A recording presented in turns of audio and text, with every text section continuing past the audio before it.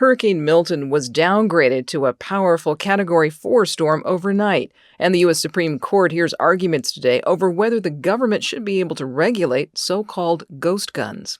Good morning, I'm Corva Coleman from NPR News, and here are today's top stories. Hurricane Milton was downgraded from a Category 5 to a Category 4 storm overnight. Its top sustained winds are at 145 miles per hour. Milton will make landfall this week on Florida's Gulf Coast. This could be the first time Tampa has had a direct hurricane hit since 1921. Officials are telling people to get out now or risk death.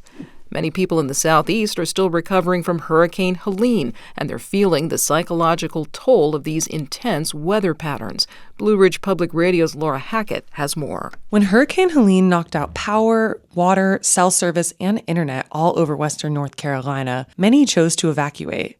Chad and Kim Haight fled to the Gulf Coast of Florida to be with their parents and recover from what was a traumatic experience. Only a few days later, they found out another storm was heading their way, forcing them to patch together a whole new round of safety and evacuation plans.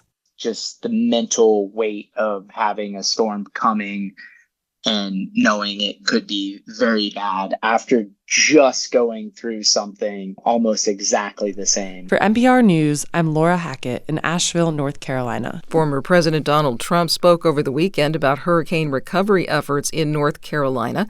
In an interview aired last night by Fox News, Trump claimed GOP voters were more affected in that state. Republican areas got hit very hard. You know that. It got hit very, very hard. I believe, and many people are dead. Many people are dead. They don't even know what it's going to be in terms of the number. They have hundreds are missing.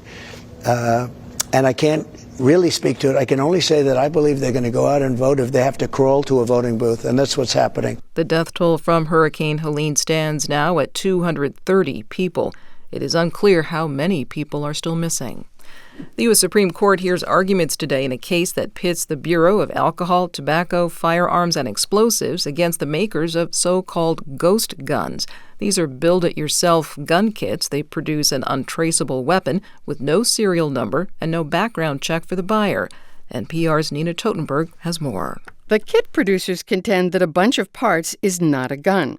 But law enforcement groups disagree, pointing to the proliferation of ghost guns at crime scenes in recent years.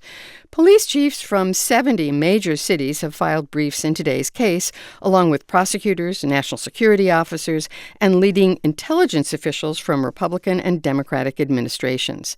They say that bad actors are drawn to ghost guns for the same reasons the government wants to regulate them. They're untraceable and readily available to those who would not pass the background checks required when buying a gun from a licensed dealer. Nina Totenberg, NPR News, Washington. You're listening to NPR News from Washington.